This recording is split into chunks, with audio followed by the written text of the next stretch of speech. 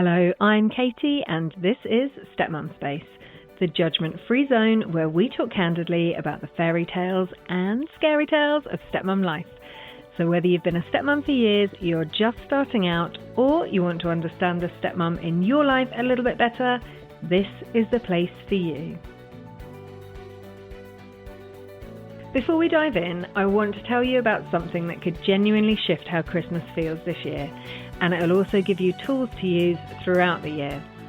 Your Calm Christmas is a 3-hour live workshop happening on Friday the 3rd of October, and it's designed to help you feel calmer, clearer and more in control this festive season.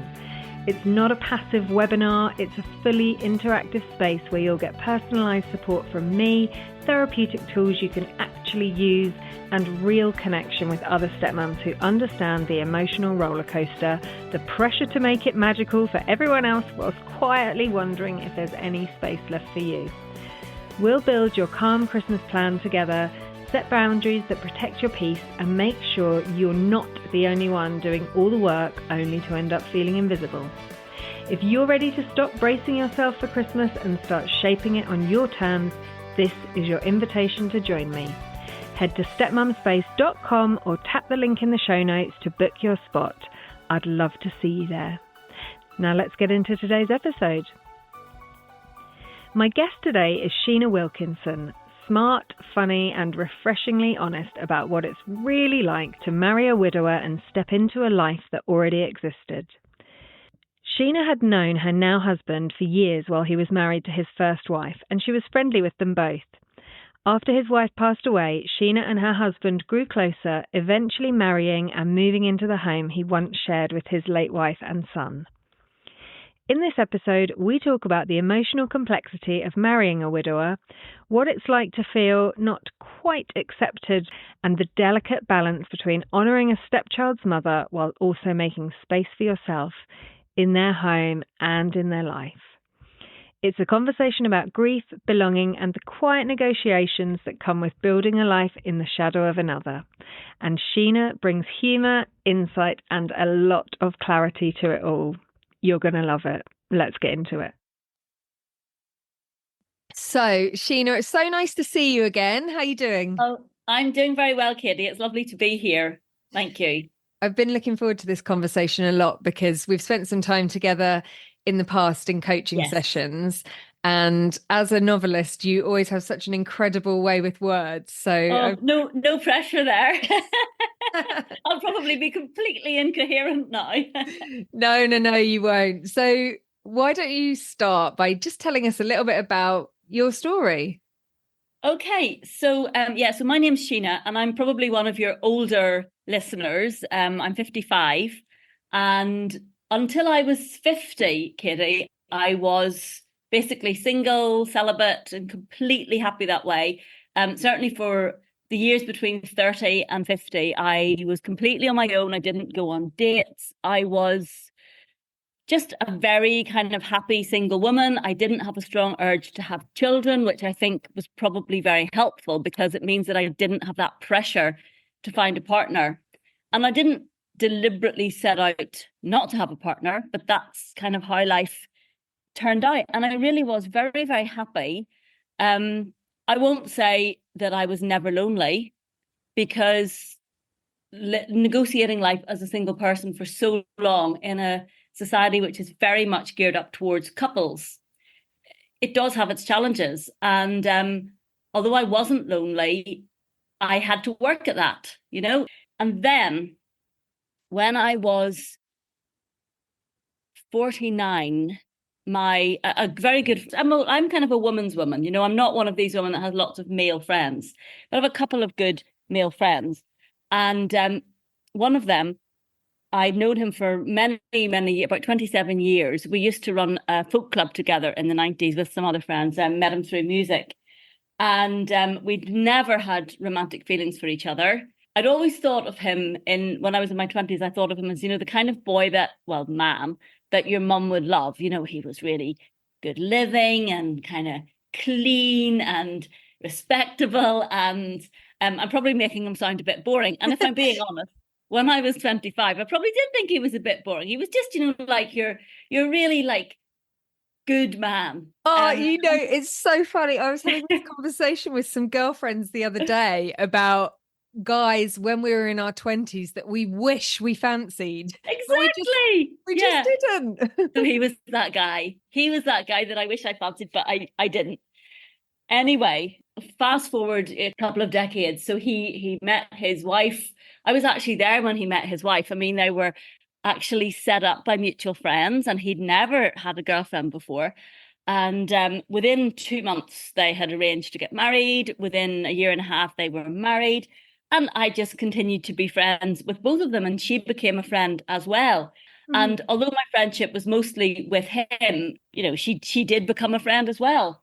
And that was all fine. And we would have seen each other maybe a couple of times a year, usually at a music session or some sort of a reunion of the folk club, that kind of thing. My parents knew him. They thought he was lovely. And, very often my mum would say, why did you not either meet him or meet somebody as nice as him? And I would just laugh it off because honestly, nothing was further from my thoughts.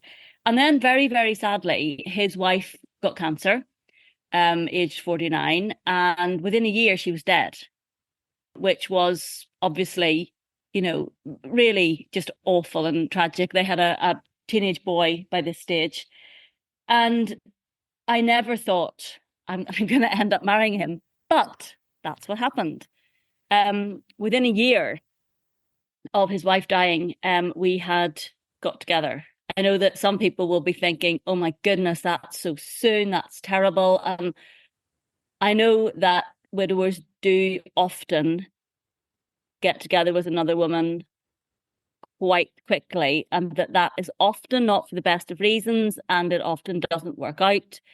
In our case, it did work out, and I think one of the reasons why it worked out, probably the main reason, is that I had known this guy for 27 years. Yeah. I knew that he was fundamentally honest and decent. I knew he wasn't a player. I didn't know for certain that it wasn't too soon and that it mightn't all go horribly wrong. And there were a few times when I thought that perhaps it would. But I always knew deep down that his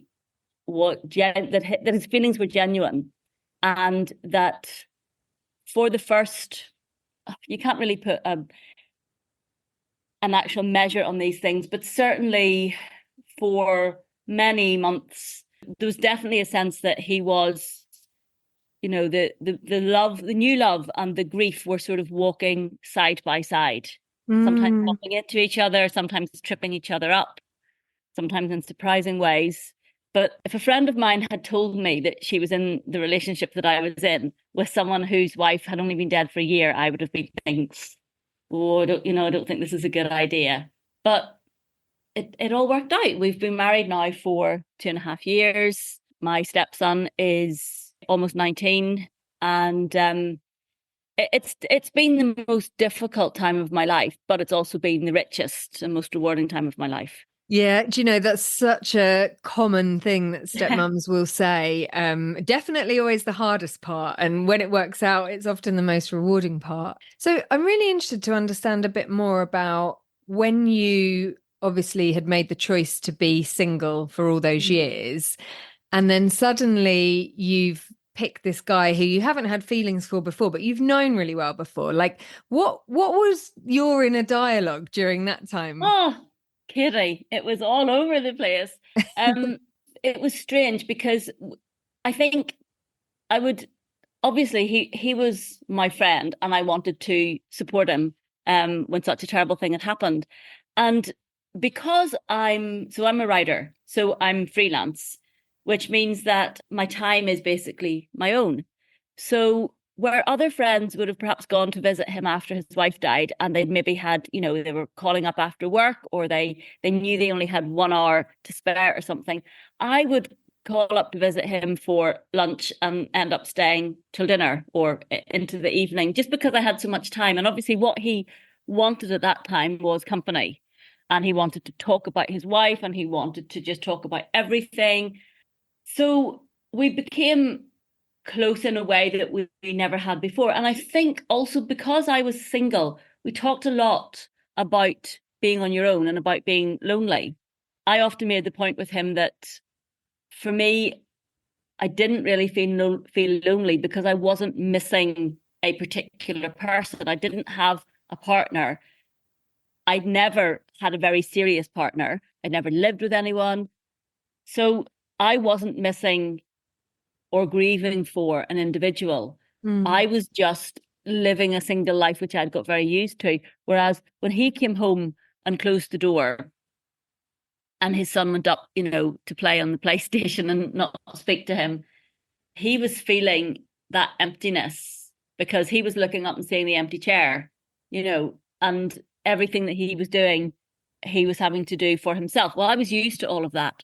So we talked about loneliness and about being on your own and about relationships and everything in a way that we wouldn't have done normally because, we were good friends, but we didn't have sort of deep and meaningful conversations. And the bottom line was, I just started to fancy him. I was obviously very, very much drawn to him emotionally, and he's very emotionally open and had become more so because he, like a lot of men, he wanted to kind of, men often want to fix things. I mean, I also I'm a kind of a fixer. So he did all the things, he went to bereavement groups, he had counselling, and all of that helped him to be very kind of emotionally open and talking about things, which was very, very attractive. So I was partly drawn to that. I also could see he had a great deal of strength, and he had the strength to be open about how sad he was and how bad he felt.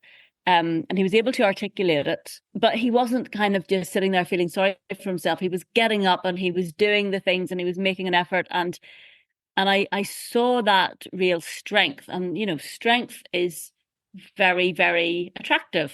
And I thought that's the kind of guy that you would really like to have in your corner. Do you know what I'm thinking as you're talking?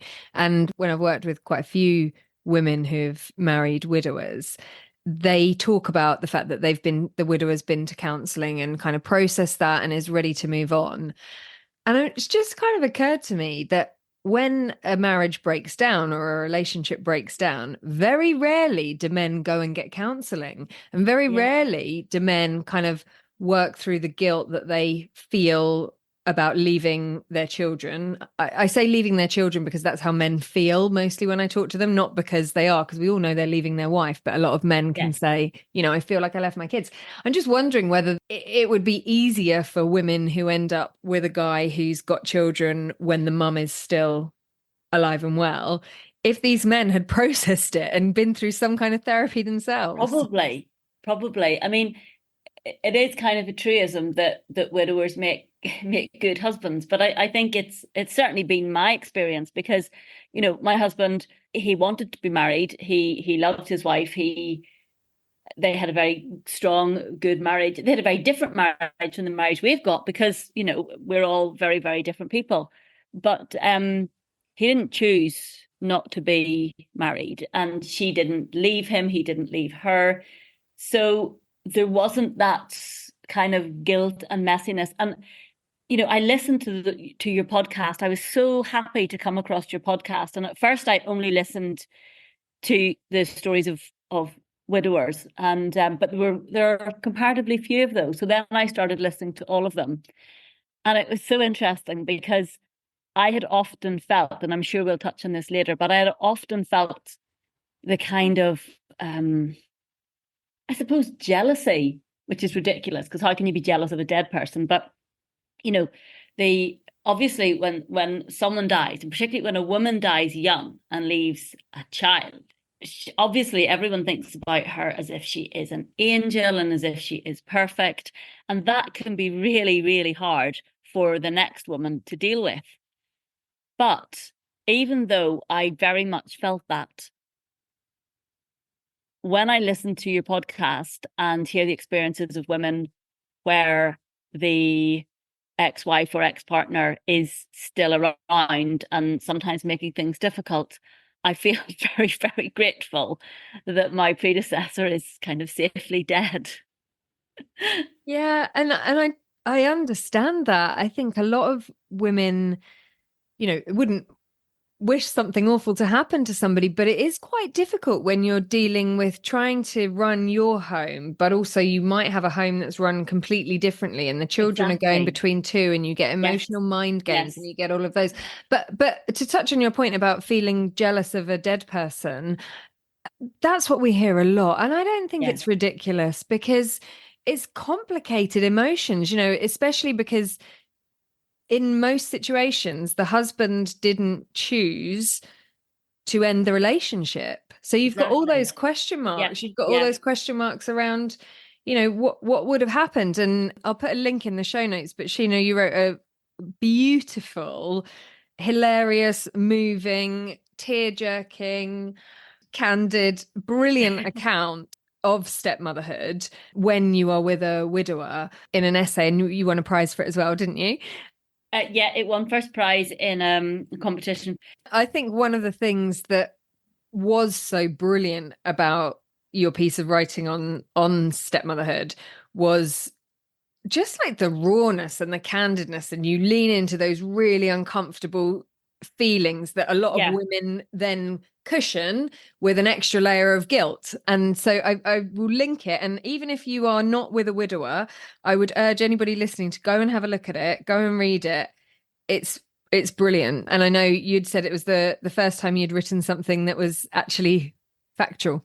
Yeah, I'm used to making things up, and it's definitely easier to make things up. But when I was going through all of this, I was sort of professionally, I was in a situation where I'd finished a novel and it was on submission.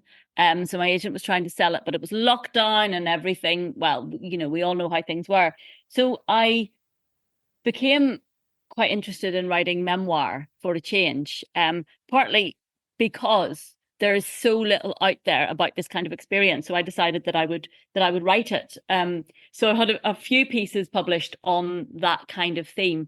And I basically wrote the story that I would have welcomed reading when I was at the beginning of this experience and things were, the things were fantastic. I was head over heels in love, but at the same time, it was also tough. And I really would have welcomed reading something as honest as this. And I am a very honest person. I suppose when I write fiction, I want people to laugh and cry. So when I write about my own experiences, then I want to make it a story, and I want to make it something which will be as raw and honest, but also kind of well crafted and thought about as possible. And I've always been used to being kind of in control of my own narrative, both professionally as a writer, obviously in my personal life, because I didn't have anyone to think about except myself. And then suddenly you fall in love with someone who's got the baggage of a dead wife and a grieving and not always easy, for obvious reasons, teenage child. And suddenly you're not in control. There's somebody else who's at least a co-author. And there are these tricky characters who don't do what you want them to do. And that was very, very difficult for me to get used to. Yeah, I can imagine. And that kind of coming into a relationship and being so excited, and you'd waited so long, you were waiting for the love that was good enough to take you away from your life. Yeah, except I wasn't even waiting. I mean, I honestly had, from I was about 40, I had thought, right, that's not for me. And I didn't date.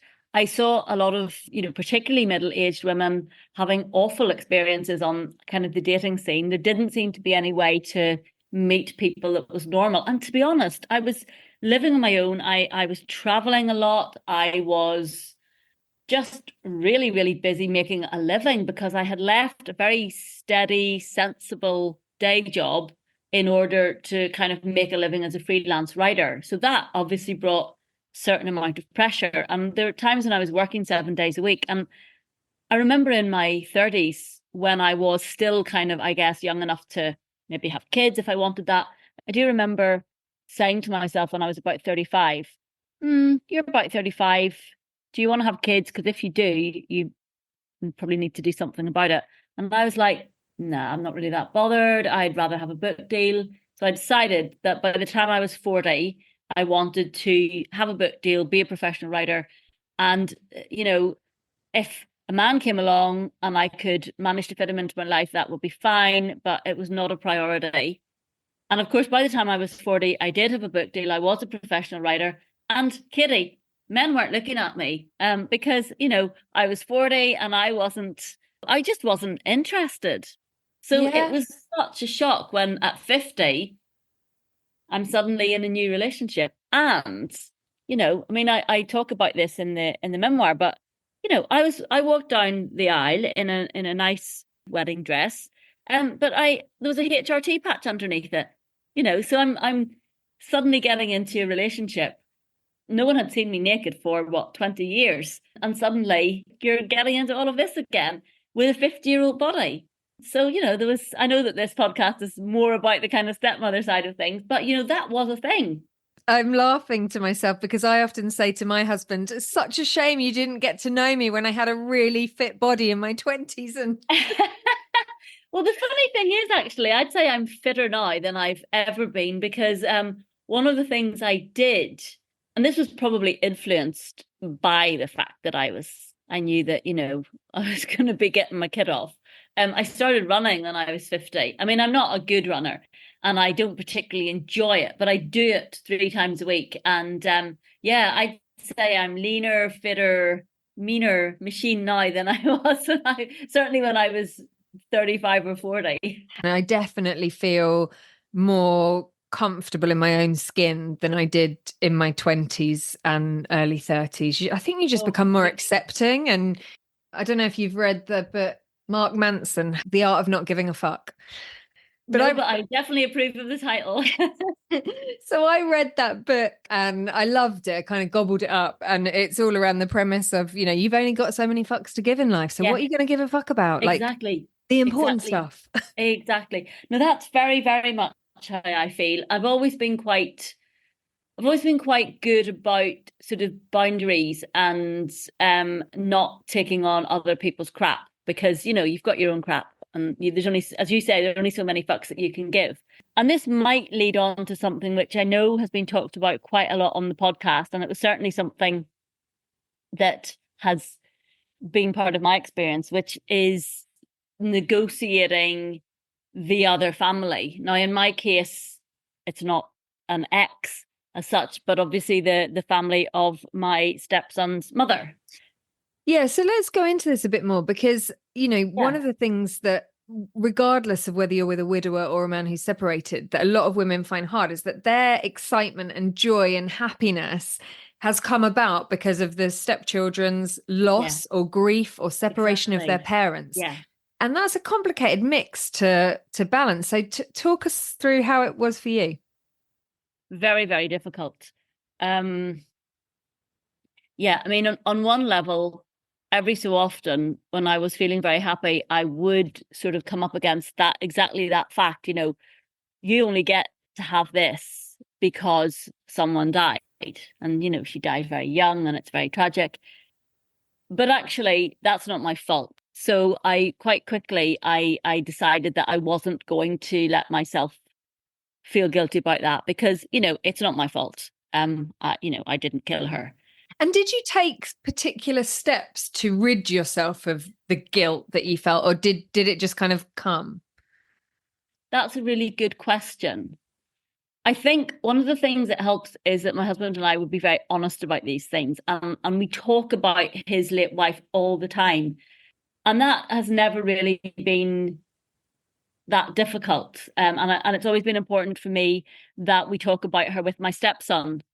So, for example, I will say, "Oh, that pink sweatshirt is really nice. Your mum likes that color. She was really into her bright colors." So, little things like that. And that's never been an awkwardness. And I would ask my husband, even like little questions like, "Oh, I don't know, did she like chocolate? And did she get period pains? And just I suppose it was like a kind of a getting to know her, and that all of that openness has definitely helped." But yeah, sometimes you do just come slap against that feeling that I'm only getting this because someone else didn't get it. And that can lead you to thinking, oh, well, I'm just plan B. But I just think that kind of thought is just not very helpful. because, the reality is that very sadly she did die. That's not my fault. I'm here now. I'm as sensitive as I can be to the whole kind of situation. Therefore, we have to deal with how things are now, and we have to sort of move on from where we are now and just be realistic about it. And I mean, I am a pragmatist, so I am pretty practical and realistic about things.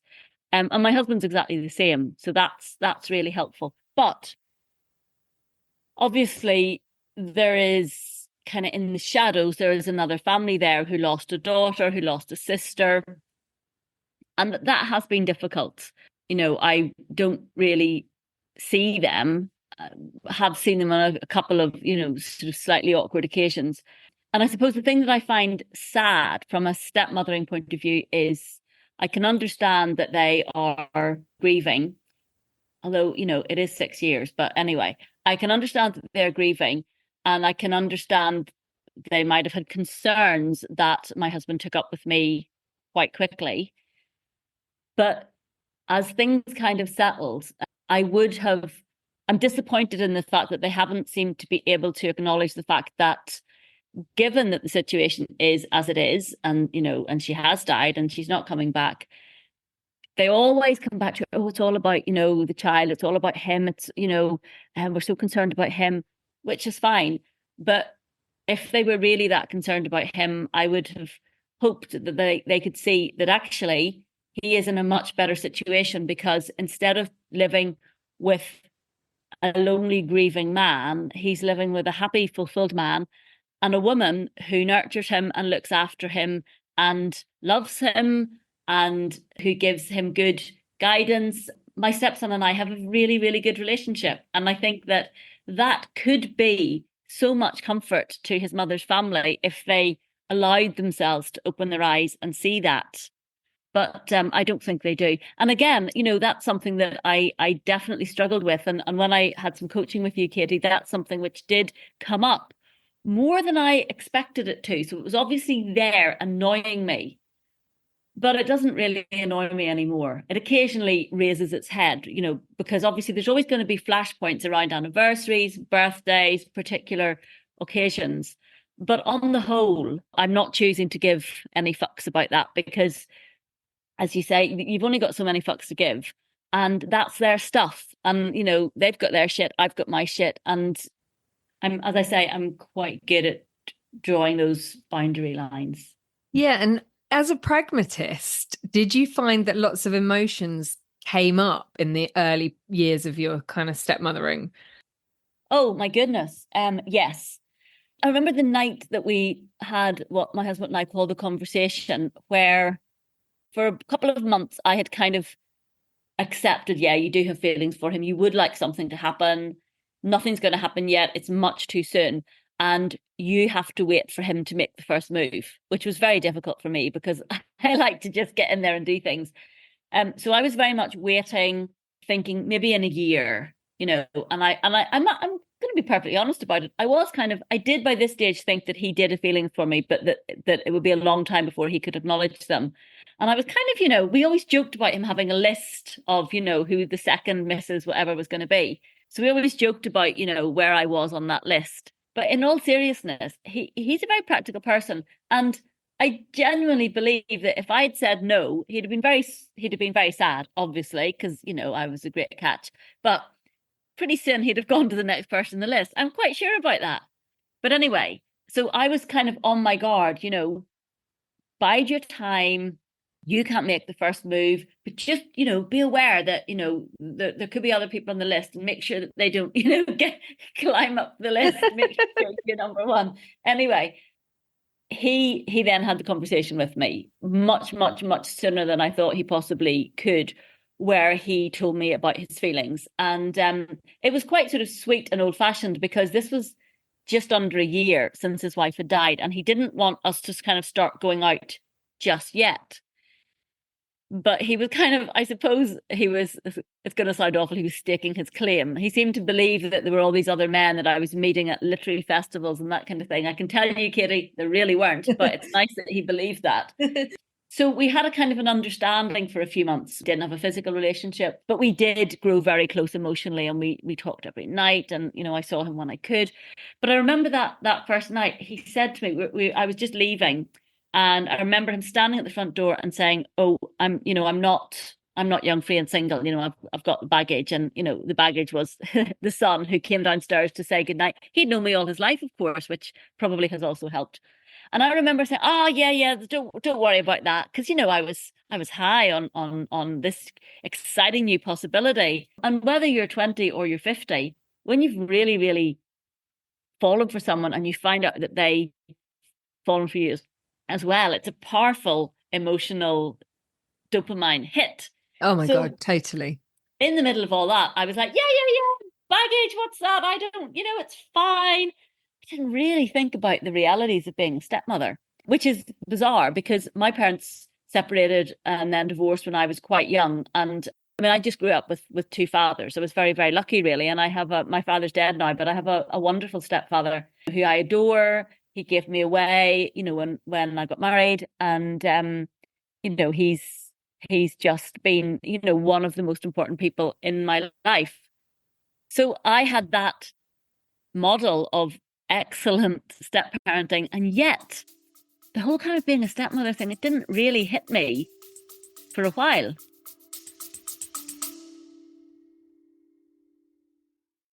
Quick pause here. If little things like birthdays or transition days already leave you feeling stressed or anxious, it's easy to see why Christmas can feel overwhelming. That's why I've created Less Stress, More Sparkle, a live online Christmas workshop designed and run by me. You'll get bespoke support tailored to your unique situation, plus the chance to spend time in small groups of stepmums who are in exactly the same boat, sharing challenges and support in a safe space. Together, we'll create your personalised Christmas blueprint, a practical plan to put your well-being, boundaries and priorities at the centre, helping you feel calmer, clearer and more confident this festive season.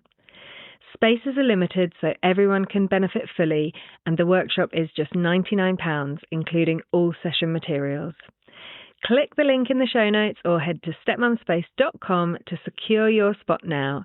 Create the Christmas you actually want, and I can't wait to see you there. It was a thing. I mean, I knew, of course I knew I was going to be a stepmother.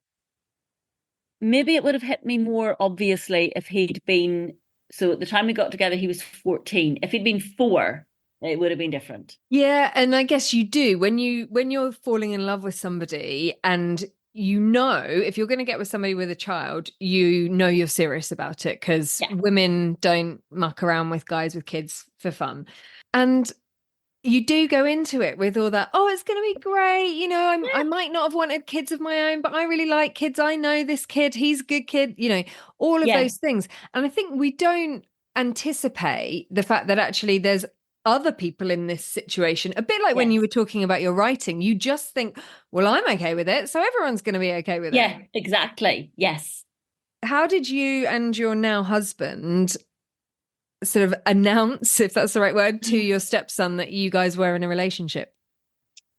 We did it reasonably quickly, within a couple of months, because he was older, he was a teenager. I was obviously starting to spend quite a bit of time there. And when my parents divorced when I was young, I was completely happy with them divorcing because they used to fight, and I was actually happy when they split up. But one of the things that I didn't like was my father was quite secretive, and he wouldn't have told us things. So he had this on-off girlfriend, and we really liked her because she had daughters our age, and we were all very good friends. And it was, we thought it was great. We thought it was like being in the Famous Five or something, having these other 2 girls to play with. But the relationship was on and off, and he would never tell us. So you would be looking for the clues, So sometimes they would come on holiday with us, and sometimes they wouldn't. And you didn't know, and you couldn't ask him because that's the kind of man he was. And I hated that. And I hated the way it made me sneaky. It made me listen and eavesdrop. And I didn't want that for my stepson. So although I didn't want to hit him with too much information, I did want to be as honest as possible with him. I didn't want him second guessing. I didn't want him worrying and wondering. So I think we got together like officially in May, and at the start of June, he told, first of all, his late wife's family, and then he told his son, and he remembers him saying, he said, "Oh, but you're not allowed to get engaged or married or anything." And my husband just said, "Well, I can't promise that. You know, when people get together, they don't know how things are going to turn out." From an early stage, I think we knew that this was serious. You know, we were heading towards marriage. But, you know, we just let them get used to sort of a little bit at the time. And I mean, we've had the usual teenage stuff. You know, there's no doubt about that. You know, we've had rows, and I've called him everything. You know, can I swear in this podcast? Well, I think I already have. I said, "You selfish wee bastard, how dare you treat your father like that?" You know, I've run up the stairs after him, you know, raging. 5 minutes later, we've been fine. And I think that's, you know, it's no different. I mean, my husband says that when his mum was alive, she often ran up the stairs after him, you know, calling him everything. So there's something about that I think is quite normal. At the beginning, we would have been very much on our best behavior with each other. And now we're not, because, you know, I mean, I wash his pants, you know, so. How do you manage that? Because I hear from a lot of women who will say to me, "I've done a terrible thing. I've called my stepchild something awful. I've had a massive argument. I've slung mud their way," and they feel so guilty. And the relationship either takes a long time to repair or sort of doesn't repair. So how did you manage that repair part? And do you think it was easier because there wasn't a mum somewhere who he could go to saying, "Sheena did this, Sheena did that"? Definitely, yes. Yes, the fact that there was no one that well, I mean, I don't know. I mean, he could have all sorts of people that he complains about me too. I don't think that's the case. I think one of the things about my stepson that I value, and it makes me smile actually, is that he's quite volatile, and you know, he's grieving. You know, there's no doubt about that, and he's had counselling, which has definitely helped him. So he can be quite angry and he can be quite volatile, but it doesn't last for long. And I'm quite similar. I will explode, and then 5 minutes later, I want to make friends. And he's exactly the same. So he'll go storming off, banging doors, and then 5 minutes later, he'll kind of, well, maybe not 5 minutes later, but he'll sneak back in, and then he'll go, "So have you guys got any plans for today?" You know, and he wants to kind of be back in your good books, which is quite endearing actually. And it's also something that you can work with, because he doesn't want you to be falling out with him. But another thing is, I remember one time early, one of the things we haven't touched on, but it has been maybe the most difficult thing, is the fact that we're all living in what was their family home. For various practical reasons, we're not going to uproot a teenager from the area and the home that he has lived in all his life. My husband and I are both from a different part of the country, and we do plan to move back there in a few years, but the time is not right yet. So we always knew that I would have to move up to this area. And again, being pragmatic, it didn't make sense to move to a different house within this area, simply because it was a bit difficult moving into what had been my predecessor's house with all her stuff and her taste, which is extremely different from my taste. So negotiating the space in the house was an issue at the start. It's a big house, but to give an example, my stepson was in the habit of coming into, so we've got it's going to sound really posh, okay, and it's just the way it is. So we've got a dressing room and an ensuite, as well as our bedroom, and he would never ever come into our bedroom, obviously. But before I moved in, he was in the habit of using his parents' dressing room to dry his hair, and he was in the habit of using their ensuite, and I wasn't having that. You know, it was very difficult to go from living on your own for 24 years to being in the space especially with two men, you know. Yep. So I was drawing a line. How did your husband respond to that?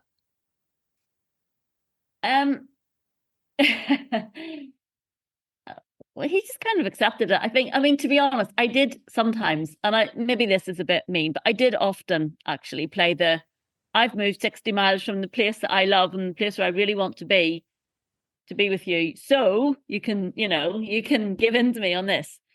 But yeah, so he was in the habit of coming in and like throwing his dirty clothes down, because there was a laundry basket in that room. And I would just like throw them back at him and stuff. And so anyway, there was one day we kind of had a row about it. And I said, look, I don't, this is our space. You've got plenty of space of your own. Don't come in here and put your dirty clothes in our laundry basket. And I bought him his own laundry basket, all of that. So anyway, so it was one day we had a big row about it. Like, I can't remember what we said, but we did have a big row. And then half an hour, and I was ironing his clothes. And half an hour later, I went to his bedroom with, all these iron t-shirts and things and said, oh, here's your ironing. And he kind of looked at me like, we just had a row, but she did my ironing. And I said, look, I was annoyed about something. I told you I was annoyed. I'm not going to stop looking after you or that the two things are completely separate. And I could sort of see him registering that, the difference, but, just because I'm annoyed with the thing that you've done. And I did say to him, look, this is difficult. We're all learning to live together and we're going to make mistakes and, there are going to be difficulties, but we will just have to learn a different way of living together and it will be okay. And it has been okay. It's certainly not perfect.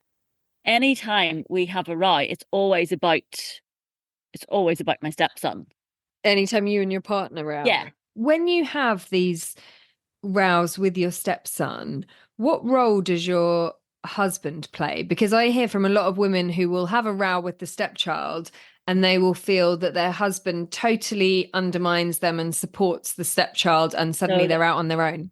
Yeah, no, that doesn't tend to happen. When I think about it, what is more often the case is often I'm actually, I talk about this as we don't have rows very often, but if we do, often it starts off between my husband and stepson, and then I might intervene.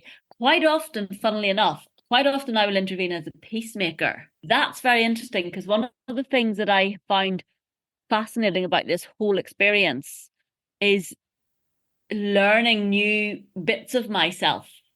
Even in my 50s, aspects of myself, both good and bad aspects of myself that I didn't know I had or that, I've never had to sort of use before. So obviously quite a lot of nurturing, which, I've always had animals. I've always loved animals. I've always, nurtured my animals. I've never really nurtured people. So that's been quite a nice thing. But yeah, quite often, because they're both men and they've both got tempers and they'll, you can imagine the kind of like locking antlers kind of thing of, of men. And then quite often I'll come in and say, let's calm down and, let's talk about this. And also when I'm in the wrong, and I'm quite often in the wrong, because I'm human and I'm a bit of a mouth. So quite often if I'm in the wrong, I will say, like we did have a big row recently. And we were all at fault. My stepson had done something out of line. I was really cross about it. I started on him the minute he got in, which I shouldn't have done because as it turned out, he'd had a bad day at work. He was frustrated about something at work. He came in, I started on him, and then his dad started on him to kind of back me up, I suppose. And it all ended up in a big row. And it takes more out of my husband than it does out of me, because he's not my child, I suppose. But then he apologized and I apologized. I said, I shouldn't have started on you the minute you got in. Daddy shouldn't have shouted at you. We're all at fault, but look, we're all friends again now and it's okay. Although it was difficult for him to get used to the idea of his dad with someone else, I think the fact that he's known me all his life, he knows that I knew his mum and I will often talk to him about his mum. And also we kind of honor his mum's memory within the house in a way which is comfortable, I hope, for everybody. It used to be, I used to come here on a Friday and stay for the weekend, before we were married. And on the one hand, I would think, yeah, I get to see him, and this is lovely. But every single time as I drove through the gates of the house, my stomach would plummet, because I was so conscious of the fact that I was coming into this space which was full of so many pictures of her. And I found that very, very difficult. And gradually, obviously, that has it's no longer the case. Still got a couple of pictures of her, but there's one in particular where I always keep a bowl of roses in front of that picture, always. And I do it because I think it's a nice thing to do. I do it for my husband. I do it for my stepson. I mean, I don't know if my stepson notices, but I think at some level he does notice. But it's a very kind of controlled way of, okay, we're not going to have 38 pictures of her. We're going to have this nice picture in a prominent position, and it's got a bowl of roses in front of it. So I think all of that helps. He's never seemed to actually really resent me. He's never, when we have, even if we have a row, he never says like, you're not my mother, you don't get to tell me. There's never, ever been anything like that. And I appreciate that. And I tell him that I appreciate it. It's interesting that you mentioned the word control, like having this bowl of roses in a kind of controlled way. And I wonder whether that helps you, because it's a way of honoring your stepson's mother's memory in a way that feels comfortable to you. Yes, definitely. Yeah. When I used to come here before it was my home, there were certain rooms I didn't like going into because of the pictures that they had in them, particularly pictures of the two of them together. And, you know, there were certain, like, I'm talking to you now from the dining room, which is also now my study. And it used to have loads of pictures of her. And there were only certain seats at the table that I would take, because if I sat in other ones, every time I looked up, you know, there she would be. I mean, it seems quite funny now. Yeah, the photos is it's really a big thing, hard thing to navigate. And you're trying to lead with empathy and understanding to the loss that your stepchild has been through, but also like, this is your life. And exactly. Yes. Yeah. That's been a big thing. It's the first time, I suppose, in my life where my feelings, I've often felt that they've come last. And I know that my husband, I mean, he's very, very good and generous and thoughtful, and, you know, all of those things. I wouldn't have disturbed the equilibrium of my life for him if he hadn't been. But for a long time, not so much now actually, but for a long time, yes, it was as if I definitely came last, because you've got, you know, the bereaved child who comes first, and then you've got the bereaved husband who comes second, and then you've got the memory of the perfect angelic dead wife. She's somewhere in the mix, and then finally you've got me. And I'm probably quite a selfish person. I think if you've had to live on your own for all those years in this society, you know, you kind of have to become selfish, because nobody else is going to do it for you. Yeah. You know, you've got to be in your own corner. From the way you've been talking, it's not even like you had to live by yourself. Like, you made a choice. I'm happily I was very single, happy to live by myself. And then suddenly you're living with two other people, both male. Oh, that's got its own challenges. And you've got all this extra layer of grief and complication to deal with. Yeah. And plus at the same time going through the menopause. So you've got a menopausal woman coming into the situation. You've got a hormonal teenager, you know, so it's a potentially explosive situation. But I would say now we've shaken down pretty well. I'm very open, so if something's annoying me, I will say, and I think that's pretty healthy. And I think my stepson knows that what he sees with me is what he gets. I think he appreciates that I'm honest with him. When it's appropriate, I'm quite affectionate with him.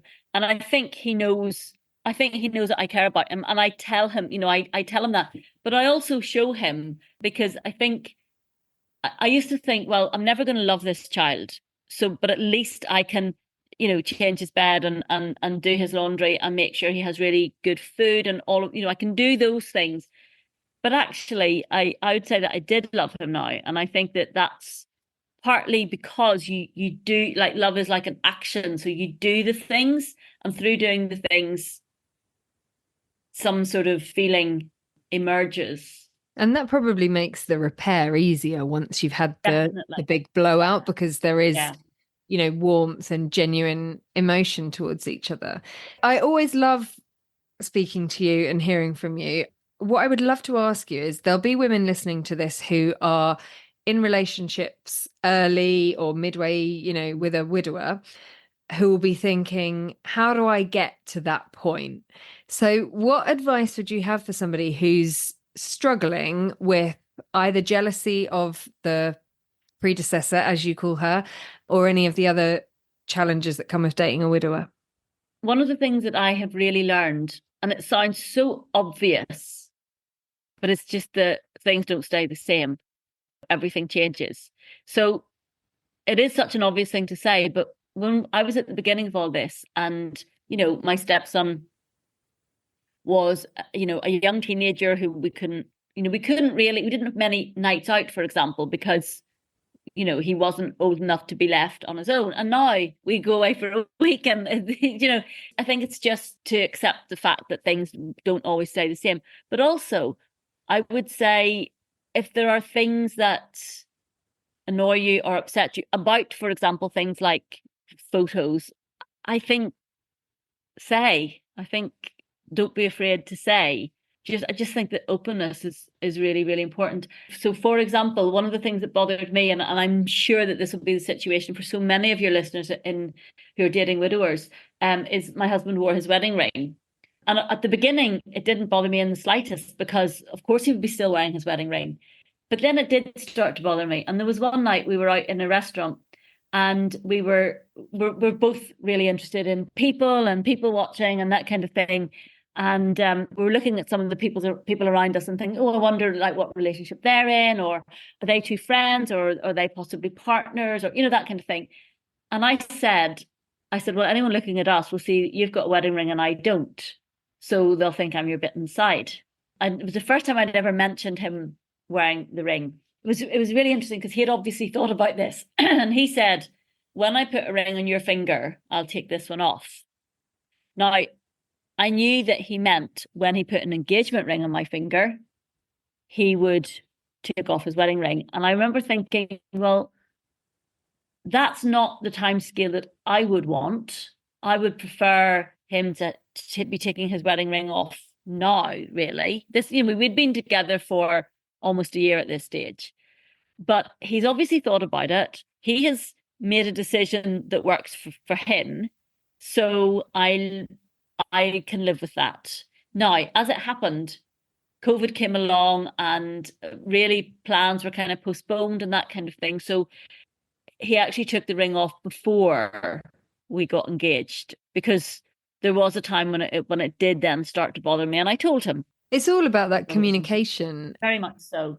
Both listening and talking. So I will always say a lot of the time it's the men who I work with in coaching, like you have two ears, one mouth, use them in that proportion. Mm-hmm. And that opening up and being open to not necessarily your narrative about what's going on for somebody else, but really, really, really listening to them can be incredibly powerful. Very much so. Yeah. And it's interesting that you use the word narrative because that's, when I was preparing for this conversation, I was thinking very much about how, as a writer, I'm in control of narratives, and then I'm in this situation where we've all got narratives. We've all got our own stories and our own points of view, and even I call them the legacy in-laws have got their point of view. It's just having those listening ears for everything that's going on, and having empathy, but also not being afraid to stick up for yourself because women often put themselves last. I never did, and I didn't really understand the dynamic of being a woman in a family where actually your needs often did come last. That was a big, big shock for me. We've got a lot of children in our family and different people's needs will come first at different times, depending on what. Exactly, yes. Just depending on what's going on and what everybody's needs are. And that can be difficult to juggle. But also that happens in first families as well. Nobody's going to come first all of the time. But it's sort of okay in a first family. But in a step family, sometimes it's like, God forbid you put the adults' needs first. These poor children who've either lost their mum or been through a divorce. And I think actually it helps children to see grown-ups sometimes putting themselves first. I completely agree. And also I think you can't help other people until you've helped yourself. It's the idea of you put on your own oxygen mask before you help somebody else with theirs. I always used to preach that mantra, but I never used to do it. And I remember we were at Euro Disney and I was saying to the children, like, where do you want to go next? What do you want to do? And one of them said to me, what do you want to do, Mum? You never say what you want to do. You just Oh, always that's so ask us. lovely. And I said, well, I want to go on this big scary ride, but you won't like it and you won't like it. And they're like, well, we'll wait, you know? And you think, actually, then you are teaching them you don't always come first in the world. Exactly. That's so important. My stepson was an only child. He came along very, very, very many years into their marriage. You know, they'd sort of given up on having a child. So he was spoiled, I would say. And that has been quite a challenge for me. But then we joke and my husband and I talk about, you know, all these, if I had had children, obviously they would be perfect in every way. You know, we do laugh and joke about that. I said actually the other day, I found myself, Sheena, cutting with a pair of scissors the crusts off a circular crumpet for one of the children. And I was doing this thinking, what the fuck am I doing? And when I was raising my hypothetical children, I would never, ever have been cutting the crusts off a bloody crumpet. But there suddenly you are, like, looking at yourself from the outside in going, like, who even are you and what happened? It's just nuts. Well, look, I've loved every minute of talking to you today. Thank you so much. I used to always listen to the podcast. I used to think, I'd love to talk on this podcast. Oh, well, I'm really glad you offered. It's been a pleasure. And if anybody else is sitting there thinking, I'd love to talk on this podcast, please do get in touch, because we can only make the show if women are courageous enough to sort of put themselves out there and speak up. So thank you so much for doing that. Thank you for having me, Katie. It's been really, really enjoyable.